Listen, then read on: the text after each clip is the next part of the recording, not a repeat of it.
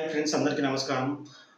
ముందుగా మనకు TVK party Vijay Joseph తమిళనాడులో అక్కడ పెద్ద స్టార్ హీరో. అంటే వాడిని అట్లా అనొద్దు కానీ వాడు చెప్పేవి వింటుంటే మనకు కోపం వస్తుంటుంది కాబట్టి అట్లా అనాల్సి వస్తుంది.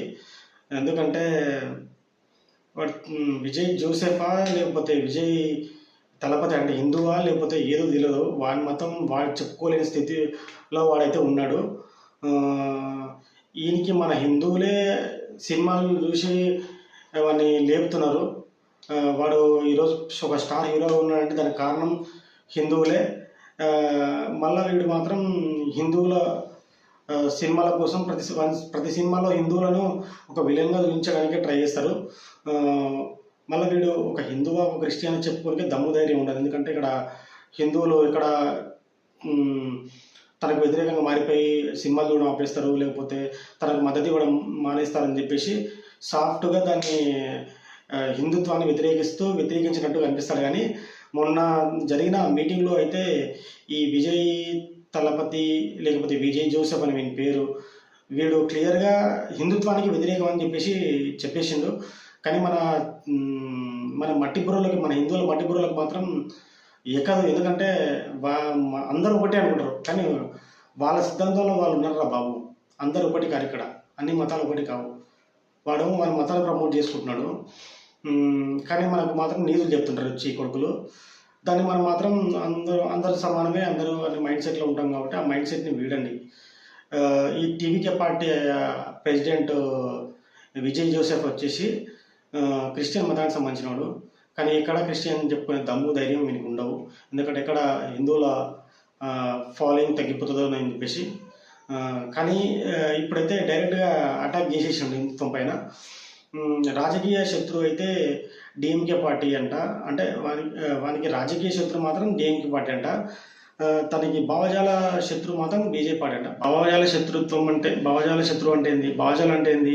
బీజేపీ భావజాలం ఏంది? Nationalism, Hinduism. అంటే నేషనలిజం, హిందూయిజం ఈయనకి వ్యతిరేకమా? భావజాల శత్రుత్వం అంటే నేషనలిజం ఒక వ్యతిరేకమా? విజయ్ అన్నట్టు ఈ యాక్టర్ విజయ్, లేకపోతే బీజేపీ హిందూ భావజాలాన్ని రక్షించడానికి పాటుపడుతుంది కాబట్టి మరి భావజాల వ్యతిరేకం అంటే వీడు హిందూ వ్యతిరేకమా? క్లియర్గా అర్థమవుతుంది కదా. భావజాలం అంటే బీజేపీ పాటించేది నేషనలిజం, హిందూయిజంకి సపోర్టివ్గా ఉంటుంది కాబట్టి దానికి వీడి వ్యతిరేకం అనమాట. అంటే దీన్ని బట్టి క్లియర్గా అర్థం చేసుకోవచ్చు. అక్కడ కమల్ హాసన్ హిందుత్వానికి వ్యతిరేకమే, వాడు చెప్పుకోలేడు. ఎప్పుడు చెప్పుకుంటే డైరెక్ట్ నెగిటివ్ అయిపోతాం అని చెప్పేసి హిందువులలో. వీడు చెప్పుకోకుండా బీజేపీ భావజాలానికి వ్యతిరేకం అంటే బీజేపీ ఏ భావజాలం? హిందుత్వ భావజాలమే కదా. వాళ్ళు హిందుత్వ భావజాలం కోసం పాటుపడుతున్నారు కదా.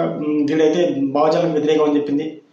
అంటే వీడు డైరెక్ట్గా చెప్తున్నాడు మేము హిందువులకు వ్యతిరేకం అని చెప్తున్నాడు. ఆయన మన గొర్రెనా కొడుకులు వాడి జై జై జై అంటారు. ఇప్పటికైనా మేల్కొంటారు ఆయన. వాడు కాదు ఈ సూడో సెక్యులర్ నా కొడుకులంతా హిందూ వ్యతిరేకులే, కానీ మనకు అది తెలియక మనం వాళ్ళని జై జై కొడుతుంటాం. ఇంకా సెక్యులర్ అనేటోడు నిజమైన హిందూ వ్యతిరేకి నా దృష్టిలో. ఎందుకంటే వాడు కావాలని అందరితో మంచిగా ఉండడానికి, అటు ఇటు ఉండడానికి అన్నీ సమానమే అని చెప్తాడు. కానీ నిజమైన సెక్యులర్ ఎవడంటే ఎవరి మతం వాడు గౌరవించుకుంటాడో వాడే నిజమైన సెక్యులర్. కానీ వీడు మాత్రం డైరెక్ట్గా చెప్తున్నాడు నేను హిందుత్వానికి వ్యతిరేకం అని చెప్పేసి, బీజేపీ భావజాలానికంటే హిందుత్వానికి వ్యతిరేకం అని చెప్పేసి. ఇప్పటికైనా మారంట్రా. వాడు చెత్తనా కొడుకు, వాడు హీరో కాదు. వాడిని మనమే పెంచి పోషిస్తున్నాం. మళ్ళీ వాడు వచ్చి మన పెంచి పోషించిన హిందువులనే హిందూ భావజాలానికి వ్యతిరేకం అని చెప్తున్నాడు. ఒక్కసారి ఆలోచించండి మిత్రులారా. ఇట్లాంటి చెత్తనా కొడుకులు వస్తూనే ఉంటారు. కాబట్టి ఇట్లాంటి విజయ్ జోసెఫ్ గారిని అట్లాంటి వాళ్ళను మొక్కలోనే తుంచేయాలి. లేకపోతే వీళ్ళు మానేసిన తర్వాత మనం ఏం చేయలేం. కాబట్టి ఒకసారి ఆలోచించండి. ఈ వీడియో మీకు నచ్చినట్లయితే లైక్ చేయండి, కమెంట్ చేయండి, షేర్ చేయండి. 10 మందికి వీడియో షేర్ చేస్తే ఇట్లాంటి తుచ్చనా కొడుకుల బండారం బయటపడదు 10 మంది కంటే తెలుస్తుంది కాబట్టి.